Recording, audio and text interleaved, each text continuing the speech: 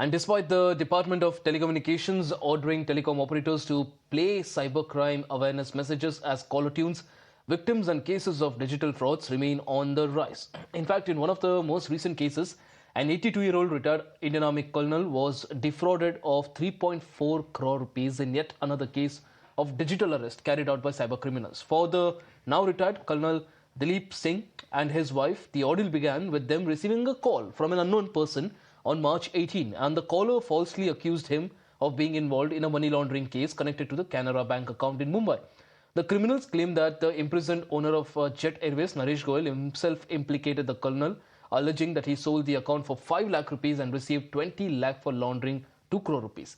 Now, the couple were then confined digitally for 10 days by the fraudsters, pressuring the elderly couple to keep their phones active while prohibiting any external communication, thereby duping the couple of 3.4 crore rupees in just a span of 10 days. A retired colonel of Indian Army has fallen prey to these fraudsters. In this cybercrime, the colonel lost around 3.4 CR.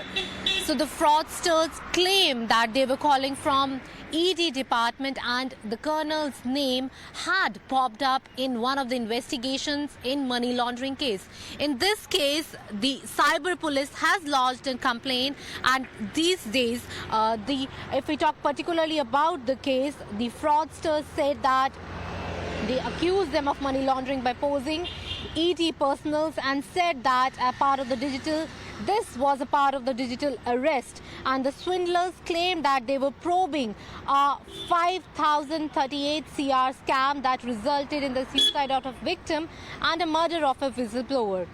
The colonel has lost around 3.4 CR in this case, and the couple has now appealed to the Defence Minister Rajnath Singh to intervene. The digital arrest took place on 18th of March, and till 27th of March, the couple, the retired colonel and his wife, were under the digital arrest. They were not allowed to move outside of their house. They were even said that if they tried to contact anyone or if they tried to share the information to anyone, the result of this particular act will be very devastating to their family or to them.